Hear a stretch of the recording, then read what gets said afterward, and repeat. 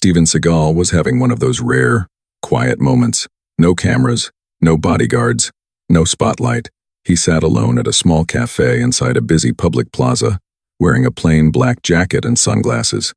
To most people passing by, he looked like just another older man enjoying a cup of coffee, minding his own business.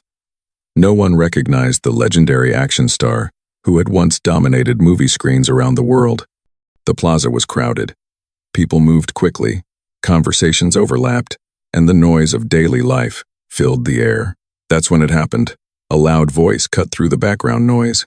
"Hey, watch where you're going."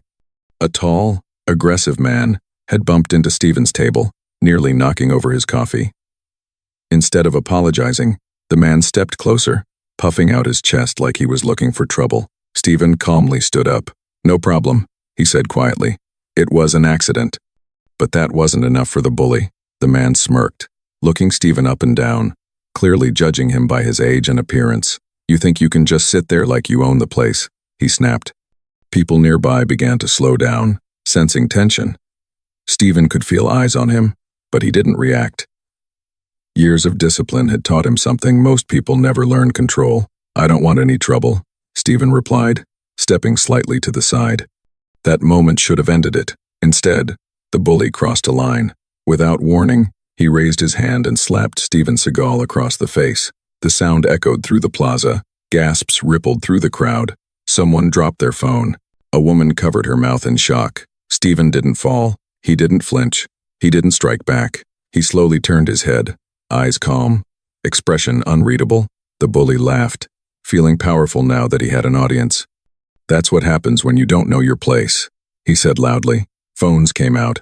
People started recording.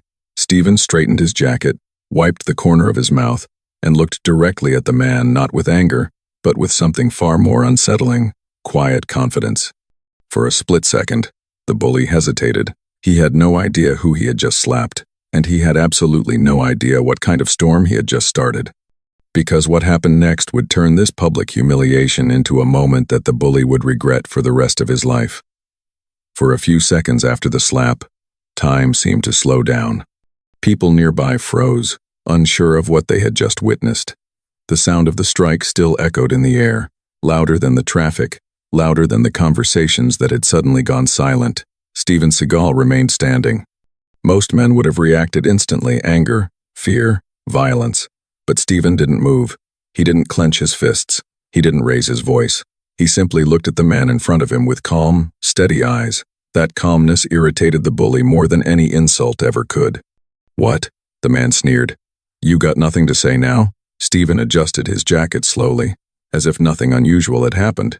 "I'm asking you to step back," he said evenly. "This doesn't need to go any further." The bully laughed loudly, turning slightly toward the growing crowd. "Did you hear that?" he shouted. "This guy thinks he's in charge." A few people exchanged uncomfortable looks. Someone whispered, "That was too far." Another person raised their phone higher, making sure the camera was recording everything. The bully took another step forward, invading Steven's personal space. "You old guys always think respect comes automatically," he said. "Out here, you earn it." Steven didn't retreat. Instead, he met the man's stare without blinking. His voice remained calm, almost quiet. "Respect isn't taken," he said. "It's given." That only made things worse. The bully shoved Steven's shoulder, hard enough to make nearby gasps ripple through the crowd. "You don't get to lecture me," he snapped. Still, Steven didn't strike back. People were visibly confused now. Some expected Steven to fight. Others expected him to collapse. But neither happened. His restraint felt deliberate, controlled, almost strategic. At that moment, a woman in the crowd spoke up. "Hey, leave him alone." The bully ignored her. Instead, he turned back to Steven, his voice louder now, fueled by attention. "Look around," he said. "Nobody's stopping me. That should tell you something." More phones came out. The incident had fully become a public spectacle. Have you ever seen something like this happen in real life? Comment below and tell us which country or city you're watching from right now. Back in the scene, Steven slowly exhaled. "You're making a mistake," he said calmly. The bully leaned in closer. "And what are you gonna do about it?" Steven didn't answer right away. Instead, he glanced briefly at the crowd, not with fear, but awareness. He knew every movement was being watched, recorded, remembered. Finally, he spoke. "I don't want problems," Steven said. "But I won't be disrespected," the bully scoffed. Too late for that. He raised his hand again, not to strike, but to taunt, waving it inches from Steven's face. The tension was unbearable now. The plaza felt smaller, quieter, as if everyone there understood something big was about to happen. Steven reached into his pocket slowly. The bully smirked. "Oh, what's that? Calling your buddies?" Steven pulled out his phone. "No," he said softly. "Just making sure this ends the right way." The bully laughed again, shaking his head. "Go ahead. Call whoever you want." Steven looked down at the screen, tapped once, and brought the phone to his ear. His voice dropped, calm and controlled. "It's me," he said. "I need you to handle something." Quietly, the bully's smile faded just for a moment. He didn't know why, but something about Steven's tone made the air feel different. And for the first time since this began, doubt crept into the bully's eyes, because this man he thought was weak was clearly not afraid at all, and whatever Steven had just set in motion was already on its way. The moment Steven lowered his phone, the atmosphere changed. It wasn't dramatic. There was no shouting, no sudden movement, but something about his calmness made the crowd uneasy, like the quiet before a storm. The bully noticed it too. He scoffed, trying to shake off the strange feeling crawling up his spine. "You think a phone call scares me?" he said loudly. "This isn't over." Steven looked at him steadily. "It can be over," he replied. "Right now. Just walk away." That should have been the end of it. Instead, the bully took another step forward. "You don't get to tell me what to do," he snapped, jabbing a finger into Steven's chest. "Guys like you always act tough until reality hits." A murmur spread through the crowd. Someone muttered, "This is getting bad." Another voice whispered, "Where's security?" Steven gently pushed the man's hand away, not aggressively, not defensively, just enough to create space. "Don't touch me again," he said. His voice wasn't loud, but it carried. That was the moment the bully lost control. "You don't give warnings," he shouted. "I do." He shoved Steven hard. Gasps echoed across the plaza. Steven stumbled back half a step, not from weakness, but from surprise. He regained his balance instantly, feet planted firmly, posture steady. The bully laughed, louder now, feeding off the reaction. "See that?" he yelled to the crowd. "He's nothing." Phones were everywhere now. Dozens of lenses pointed directly at them.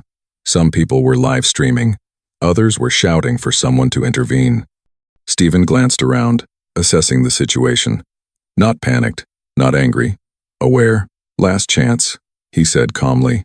"This ends if you let it." The bully leaned in, breath heavy with arrogance. "Or what?" he whispered. "You gonna fight me?" Steven shook his head slowly. "No," he said. "You're not worth that." Those words hit harder than any punch. The bully's face twisted with rage. He raised his fist. The crowd erupted in shouts. "Hey, stop. Someone call security. Don't do it." Time seemed to stretch. Steven didn't raise his hands, didn't brace, didn't flinch. He simply stood there, calm, composed eyes locked on the man in front of him. Then, at the last second, the bully hesitated. His fist hovered in the air. Something wasn't right. Steven's stillness wasn't fear. It was confidence. The bully slowly lowered his hand, trying to hide the sudden doubt creeping into his expression. "Tough guy," he muttered. "Just standing there like you're untouchable." Steven spoke softly, but clearly. "Violence won't give you respect," he said. "It only shows who you really are." The crowd fell silent. Be honest, if you were in Steven's place right now, what would you do? Comment below. Stay calm, or stand up. Back in the scene, the bully laughed nervously, pacing back and forth. "You think you're teaching a lesson?" he scoffed. "You're embarrassing yourself." Steven said nothing. That silence rattled the bully even more. A security guard finally appeared at the edge of the plaza, looking confused, unsure who the aggressor was. Before he could step in, the bully pointed at Steven. "He started it," the bully shouted. "He threatened me." The crowd reacted instantly. "That's a lie," someone yelled. "We saw everything," another voice added. Steven raised a hand, signaling for calm. "I don't want trouble," he told the guard. "I just want to leave." The bully spun toward him. "Oh no," he said. "Now you're not going anywhere." "You have to say." He stepped in front of Steven, blocking his path. That was the final line. Steven's expression changed not to anger, but resolve. "You're making a serious mistake," he said quietly. The bully smirked. "You keep saying that." Steven reached into his pocket again. The bully tensed. "What now?" Steven pulled out his phone once more calmly and tapped the screen. "No shouting," Steven said. "No threats. Just listen." He brought the phone to his ear. "It's escalating," he said. "Public place. Cameras everywhere." A pause. "Yes," he continued. "I'll wait." He lowered the phone. The bully laughed, trying to mask the unease growing inside him. "Calling backup?" he mocked. "What, your imaginary friends?" Steven looked straight at him. "You should leave," he said, "before this gets bigger than both of us." The bully opened his mouth to respond but stopped. In the distance, the sound of approaching sirens cut through the plaza. Not loud, not urgent, but unmistakable. Heads turned. The bully's confidence cracked just a little. "What did you do?" he asked. Steven didn't answer. He didn't need to, because whatever help he had called was already on the way. And for the first time since this began, the bully realized something terrifying. He hadn't slapped a weak man. He had challenged someone who didn't need to raise his voice to command respect, and the consequences were about to arrive. The distant sound of sirens didn't grow louder. That was the strange part. They stayed steady, controlled, like they weren't rushing, but arriving with purpose. People in the plaza turned their heads, scanning the entrances. Conversations dropped to whispers. Phones stayed raised, recording every second. The bully swallowed hard. "You hear that?" he said, forcing a laugh. "That's for you." Steven Seagal didn't respond. He stood with his hands relaxed at his sides, posture straight, breathing slow. Anyone watching closely could see it now. This wasn't the calm of a man pretending to be strong. It was the calm of someone who had faced pressure many times before. The security guard shifted uncomfortably. "Sir," he said to Steven, "maybe you should step away until authorities arrive." Steven nodded. "That's fine," he replied. "I'm happy to cooperate." The bully immediately stepped forward again, blocking Steven's path. No, he said. "He doesn't get to walk away after threatening me." The crowd reacted. "He didn't threaten anyone. You're the one who hit him. We saw it." The bully spun around, anger flaring again. "Mind your business," he shouted. Steven raised a hand gently. "Let them speak," he said calmly. "Truth doesn't need protection." That sentence landed heavier than any insult. The bully looked back at Steven, eyes narrowing. "Who do you think you are?" he demanded. "You talk like you're above everyone else."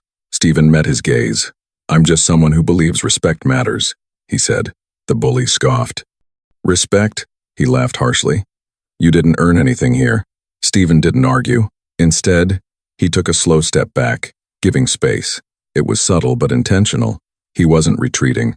He was letting the situation breathe. That unsettled the bully even more. Most people fought back. Others begged. Steven did neither. The siren stopped. 2 black SUVs rolled quietly into the plaza and parked near the entrance. They didn't have flashing lights. No chaos. No shouting. Just presence.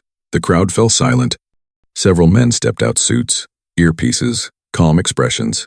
They scanned the area, eyes sharp, movements precise. The bully stiffened. "Who are those guys?" someone whispered. The security guard's posture straightened instantly. Steven didn't look surprised. One of the suited men approached the guard and spoke quietly. The guard's eyes widened slightly.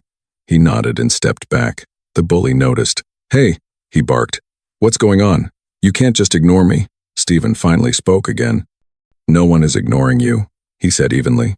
"They're assessing the situation." The bully turned red. "You called them, didn't you?" he accused. "You think this makes you important?" Steven tilted his head slightly. "It makes this safe," he replied. The crowd murmured. Phones zoomed in. The suited men spread out, subtly positioning themselves between Steven and the bully. Not aggressively, not openly, but clearly. The bully laughed nervously. "Wow," he said. "You got some friends. Big deal." Steven's voice remained calm. "This isn't about me," he said. "It's about what you chose to do in front of everyone." The bully clenched his fists. "I didn't do anything wrong." The crowd erupted. "You slapped him. We have it on video. You're lying." Steven raised his hand again. Silence followed. "Everyone," he said, "please stay calm." First, the authority in his tone was undeniable now. One of the suited men leaned toward Steven and spoke quietly.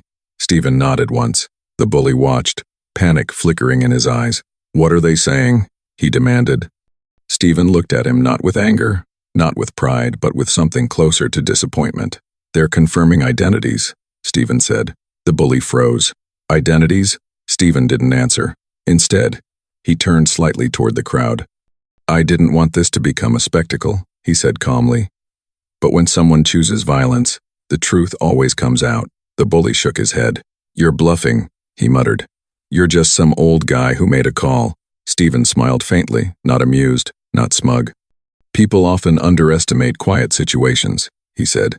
"That's how they get out of control." One of the suited men stepped forward now, addressing the security guard. "Sir," he said, "we'll take it from here." The guard nodded immediately and stepped aside. The bully's breathing grew faster. "Hey," he said, voice cracking slightly. "This is getting ridiculous." Steven finally turned fully toward him. "This is the moment," he said calmly, "where you decide how this ends." The bully stared at him, confused. "What do you mean?" "You can apologize," Steven said, "and walk away with dignity." The bully scoffed, but the confidence was gone now. "And if I don't?" Steven's voice dropped just enough to carry weight. "Then the truth will speak for itself." The plaza was completely silent now. Everyone felt it. Something irreversible was about to be revealed. The bully opened his mouth to argue again, but one of the suited men received a message in his earpiece and nodded slowly. He stepped closer, and in that moment, the bully realized something was very wrong, because whatever identity Steven had been hiding was no longer hidden, and the next words spoken would change everything. The suited man touched his earpiece and nodded once. That single movement sent a ripple through the plaza. Steven Seagal noticed it immediately. The bully did too, though he didn't yet understand why his chest felt tight. The suited man stepped forward, his voice calm but authoritative. "Sir," he said, looking directly at the bully, "we need you to step aside." The bully blinked. "Me?" he scoffed. "Why?" "For everyone's safety," the man replied evenly. The bully laughed nervously and glanced at the crowd. "You seeing this?" he said loudly. "I'm the victim here." No one answered him. The energy had shifted. The crowd wasn't watching Steven anymore, they were watching him. Steven remained still, hands relaxed, eyes observant. The bully pointed at Steven. "He threatened me," he insisted. "I defended myself." Steven spoke calmly. "No," he said. "You assaulted me. On camera. In public." The bully snapped his head toward him. "Don't twist this." One of the suited men raised a hand slightly, silencing him without a word. Another suited figure approached the security guard, quietly reviewing footage on a phone. The guard's face tightened as he watched. The bully noticed. "What are you showing him?" he demanded. Steven answered before anyone else could. "The truth," he said. The bully's confidence cracked further. "This is insane," he muttered. "You don't even know who I am." Steven met his gaze. "And that's the point," he replied. "Neither did you." That line landed hard. A hush fell over the plaza. The suited man turned to the bully again. "Sir," he said firmly, "multiple witnesses and video evidence confirm you initiated physical contact." The bully shook his head violently. "No, no, no." "You slapped him," the man continued. "You shoved him. You escalated." The bully's voice rose. "He provoked me." Steven didn't raise his voice. "I apologized," he said. "You chose violence." The crowd murmured in agreement. Someone shouted, "We all saw it." Another voice added, "You should be ashamed." The bully spun around, anger flashing again. "Shut up," he yelled. "That was a mistake." The suited man stepped closer, not threatening, not aggressive, but unmovable. "Lower your voice," he said. The bully froze. For the first time since this began, someone hadn't reacted to him with fear or avoidance. Steven watched quietly. The bully swallowed hard. "This is being blown out of proportion," he said, his tone suddenly softer. "Let's just forget it happened." Steven shook his head slowly. "That option passed when you chose to humiliate someone in public," he said. The bully looked at him, confused and angry. "Why are you acting like you're above this?" he snapped. "Who are you?" Steven didn't answer. Instead, he turned slightly toward the crowd. "People often confuse silence with weakness," he said calmly. "They assume kindness means permission." "Oh," the crowd listened closely now. "But true strength," Steven continued, "is knowing when not to respond and when to let truth speak." The bully scoffed weakly. "You're full of yourself." Steven looked back at him. "No," he said. "I'm responsible." The suited men exchanged brief glances. One of them spoke quietly into his earpiece. "Confirmed?" he said. The bully's face drained of color. "Confirmed what?" he asked sharply. No one answered him right away. Steven exhaled slowly.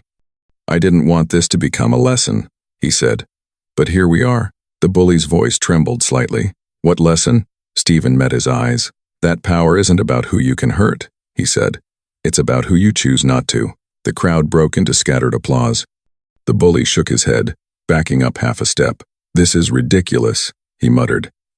"You're all acting like he's someone important." One of the suited men finally spoke. "He is," he said simply. The bully laughed, but it sounded hollow. "Oh yeah? Who?" The suited man didn't answer immediately. Instead, he turned to Steven and nodded respectfully. "Sir," he said, "everything is in place." Steven nodded back. The bully's eyes darted between them. "What does that mean?" he asked.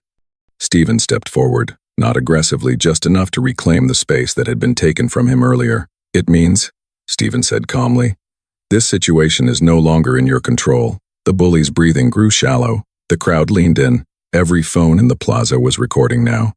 Steven held the bully's gaze. "You had multiple chances to walk away," he said.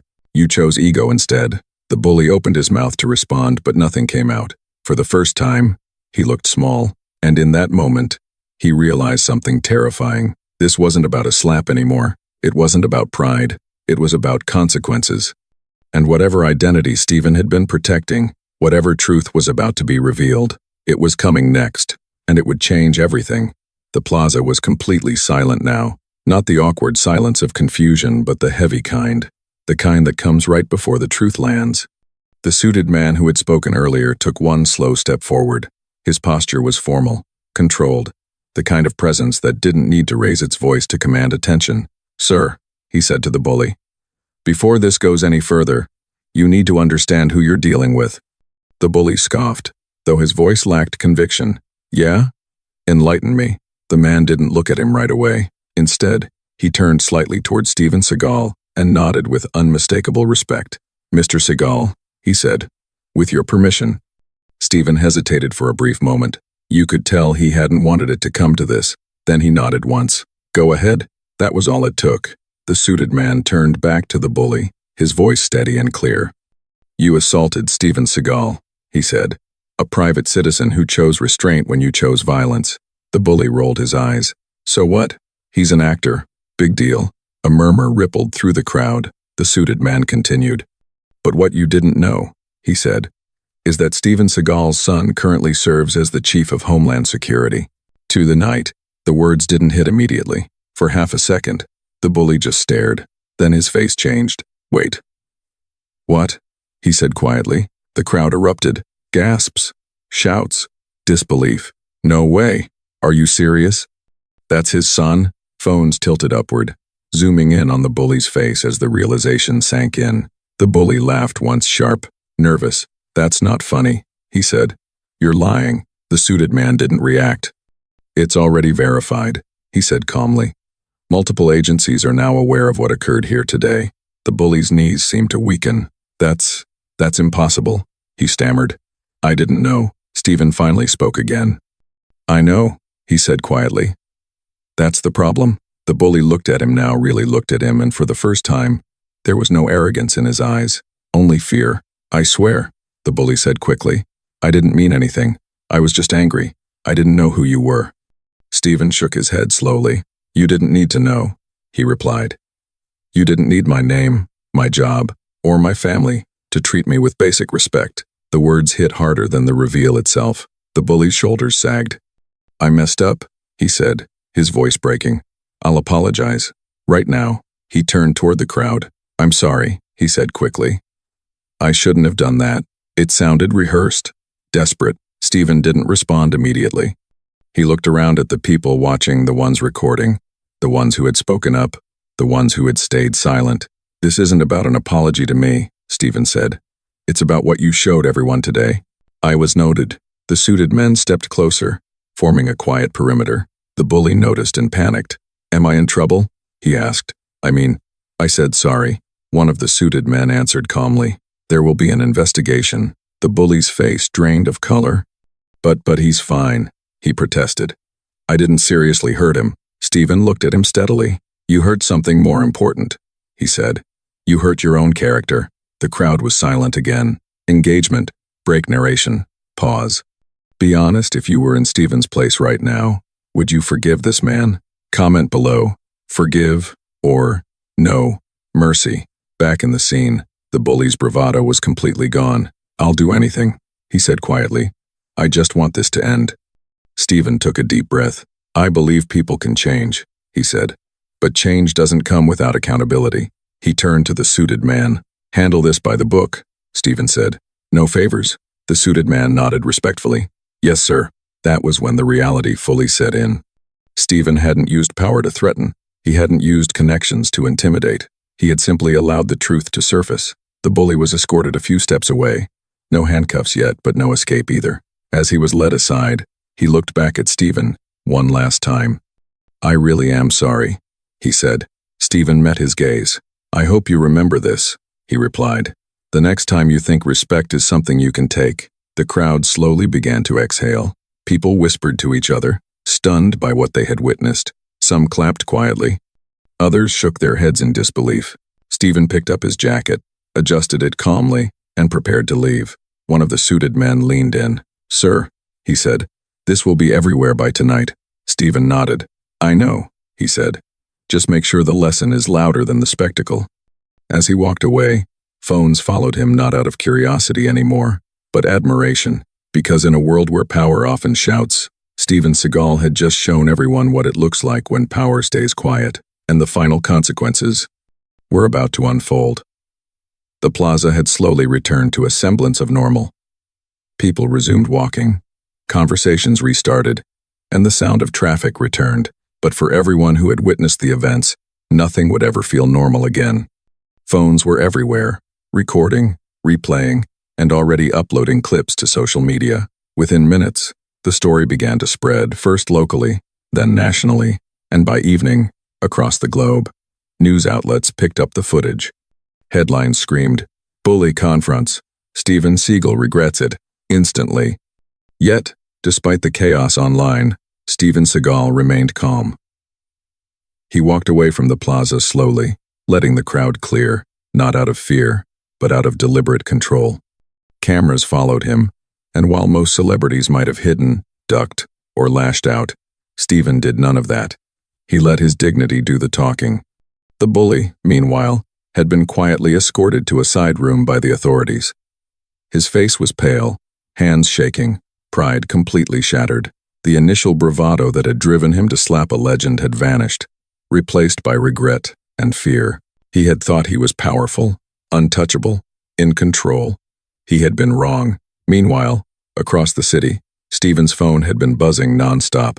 Messages from friends, family, and colleagues poured in. But there was no celebration, no bragging. Instead, he sent one message to a trusted aide. Make sure this is handled professionally. No personal vendetta, just justice. That was Steven Seagal. The man the bully had thought he could humiliate had done nothing more than stay calm, act with integrity, and let truth surface. That was enough to turn the entire situation on its head. By that evening, social media exploded. Clips of the plaza went viral on TikTok, Instagram, YouTube, and Twitter. Millions watched as the bully's arrogance crumbled, as Steven's restraint contrasted sharply with the aggressor's impulsive behavior. Comments poured in from all over the world. That is how a real legend handles disrespect. I can't believe he didn't even fight back. The way he stood calm. That's true strength. News outlets analyzed the footage in detail. Experts discussed how restraint and dignity can have more impact than aggression. Viewers across countries shared clips, tagged friends, and debated the right course of action in such situations. Steven's calm authority became the story, not the bully's actions. Then, when the truth about Steven's son being the Chief of Homeland Security was revealed, the story reached an entirely new level. Analysts commented on the irony. The bully had struck a man unaware of both his personal power and his family's influence.